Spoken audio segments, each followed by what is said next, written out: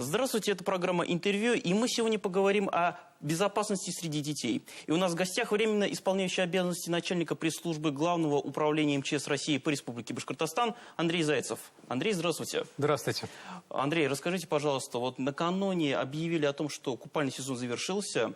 У нас было около, если не ошибаюсь, 200 пляжей. Расскажите про статистику в целом, как работали спасатели, сколько, к сожалению, утонуло, погибло, вот. Да, если брать в воду, то у нас в этом году было открыто в Республике Башкортостан 202 пляжа. Это очень значимая цифра во всем нашем Приволжском федеральном округе. Если брать именно погибших на воде, то 60 человек мы потеряли в этом году, именно утонули. Из них, к сожалению, это 8 детей.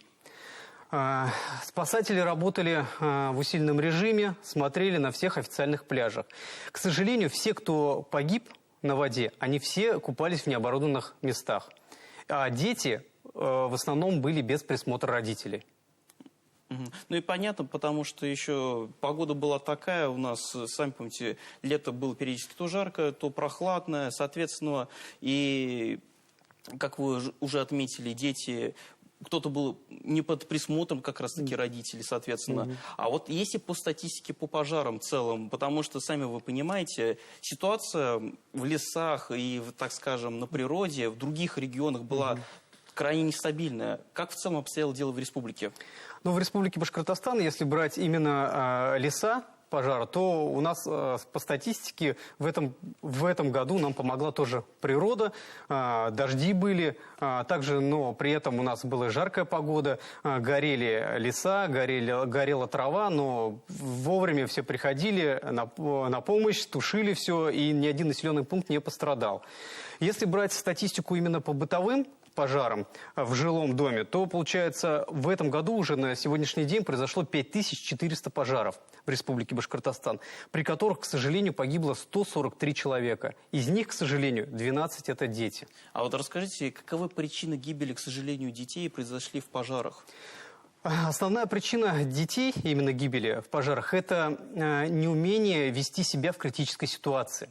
То есть дети, когда они остаются дома одни, без родителей, случается какое-то происшествие, возьмем, допустим, пожар, то дети, они не знают, как себя вести.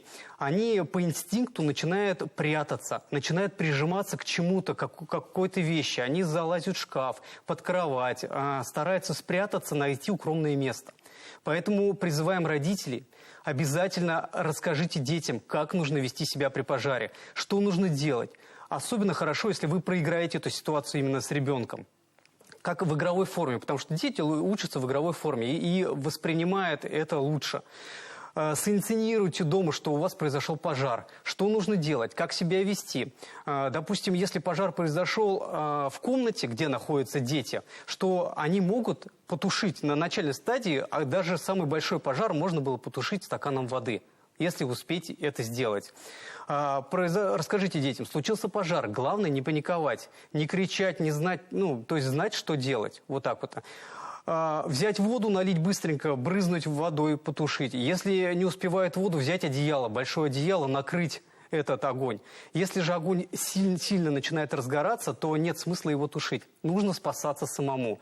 Быстро взять какие-то вещи, если много дыма, то закрыть лицо тканью, можно намочить, если успеваете. Если не успевает, то просто закрыть ткань, встать на четвереньки, если же сильный дым, то лечь и ползти к выходу. Почему это делаем? Потому что дым легче воздуха, он поднимается наверх. И у вас внизу, около пола, есть какой-то шанс спастись, ваш коридор эвакуационный, чтобы дети спасались именно по нему. Если же отработать другую ситуацию, если же пожар случился, где дверь, то есть у нас пути эвакуации отрезаны, что нужно делать? Нужно также взять одеяло, какие-то вещи, взять первые попавшиеся, чтобы тепло было, и выбежать на балкон. Выбежать на балкон, закрыть за собой дверь плотно обязательно, чтобы дым не прошел туда. Открыть балкон и кричать любыми способами, привлекая к себе внимание. Махать тряпкой, махать чем придется, но главное привлечь к себе внимание и вызвать пожарных. Поэтому. Вот вы все это перечислили. Естественно, чтобы предотвратить пожары, нужны и другие технические средства, например, как, допустим, пожарный замещатель, который здесь лежит вот здесь на столе. Расскажите в целом, насколько они эффективны и есть ли статистика по ним?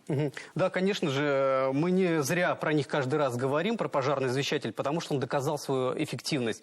Вот небольшие цифры. С начала 2025 года выдано в Республике Башкортостан 5500 извещателей, 5500 извещателей. Спас с 2026 года спасено пожарным извещателем, то есть он обнаружил пожар на ранней стадии, и за счет этого люди смогли покинуть помещение. Это более 1200 человек. Из них более 500 это дети. То есть он спас, можно сказать, что он спас этих людей. Всего же с начала 2016 года уже оборудовано более 1,5 миллиона жилых домов такими средствами. Призываем жителям, чтобы они взяли у себя, установили. Это небольшая цена, около 500 рублей, чтобы установили дома, лучше желательно в каждой комнате. Когда произойдет пожар, дым попадает в отверстие, перекрывает луч, который там находится, и он издает громкий звуковой сигнал, который может разбудить ночью или днем, если не слышно, и люди смогут покинуть помещение. Да, и частной причиной пожара, как, к сожалению, это бывает, это плохое качество электропроводов, да. Допустим, взрослые не доглядели, это банальные, так скажем, окурок от сигареты, соответственно. И я у вас вижу тоже, вы принесли с собой еще и противогаз. Это вот для чего?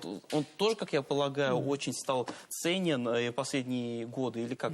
Ну, вообще он не то, что ценен, он один из вещей, который может спасти вам жизнь. Так же, как извещатель, так же, как огнетушитель, который может потушить пожар на ранней стадии. Это так называемая маска спасаемая. Это не противогаз, потому что противогаз он защищает именно от газов, а это маска спасаемая, которая защищает именно от дыма. Потому что едкий дым в пожаре намного опаснее, чем сам огонь. Потому что 3-5 вдохов, и человек теряет сознание и умирает. Это маска, которая продается на любом маркетплейсе, можно купить ее. При пожаре она дает шанс эвакуироваться из задымленного помещения. Маска надевается на лицо себе и ребенку и даст шанс где-то около получаса находиться в задымленном помещении. И самое главное, это покинуть его. И даст шанс на спасение. Да, и, соответственно, мы с вами знаем, сейчас начало учебного года, и, естественно, многие люди вышли из отпусков в начало учебного года, молодые ребята, дети. Кто-то пошел в первый класс, кто-то продолжает учебу, и кто-то продолжает учебу в колледжах и так далее. Соответственно, и возрастает количество, так скажем, происшествий. Да. Да, происшествия не только в пожарной теме, пожарной безопасности, с огнем, а также других происшествий. То же самое ПДД, правила дорожного движения. Обязательно повторите с детьми не только, как вести себя на пожаре, а как нужно переходить дорогу, на что нужно обращать внимание, что нельзя подходить к собакам, не гладить их, бродячих собак, что нельзя подходить к незнакомым людям, разговаривать с ними. Это все, это правила безопасности, которые нас окружают. И если это вы не проговорите с детьми, они как бы не будут знать, что нельзя это делать. Но самое главное, это не напугать вашими вот этими страшилками, то не подходи туда, не трогай туда, здесь пожар, здесь опасно. Главное не напугать, но рассказать, что это может произойти. И вот так вот нужно вести себя, если это случится. Ну, вот мы уже с вами об этом поговорили. Вот, соответственно, это начало учебного года. Многие начали спешить, естественно. И, соответственно, статистика тоже начинает показывать, что появляются ДТП, происшествия. Вот. Есть ли какие-то вот сейчас данные за последнее время?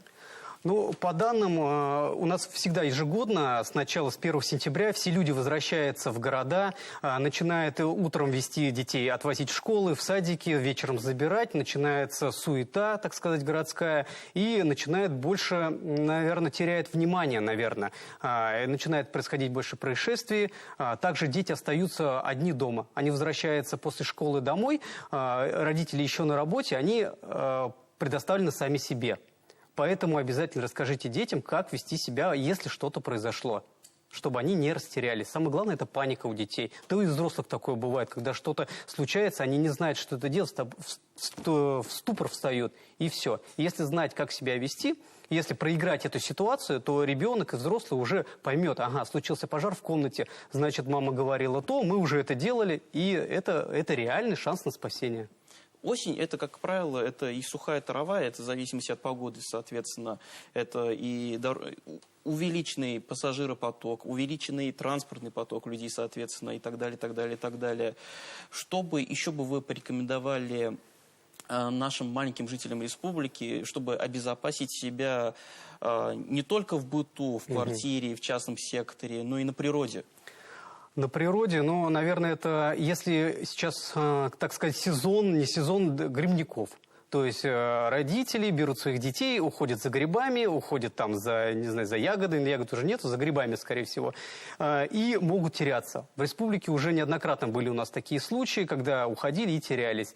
Вот, перед тем, как уйти, предупредите своих родственников. Скажите, куда вы пошли, в каком направлении и во сколько примерно вы должны вернуться. Надевайте яркую одежду, чтобы, если вдруг вы потеряли, что спасатели и волонтеры могли вас найти издалека. Не одевайте камуфляжную одежду, вас никто даже в 3 метрах даже не могут вас не найти. Ну и самое главное еще быть постоянно на связи. Конечно, брать с собой, да, сотовый телефон, проверять, чтобы был заряженный. Если нет связи и вы потерялись, то ищите возвышенность, ищите то место, где вы можете сообщить сотрудникам МЧС, спасателям, где вы находитесь. Благодарю, Андрей, за беседу. А я напомню, у нас в гостях был временно исполняющий обязанности начальника пресс-службы Главного управления МЧС России по Республике Башкортостан Андрей Зайцев. Это была программа «Интервью». До свидания и до скорой встречи.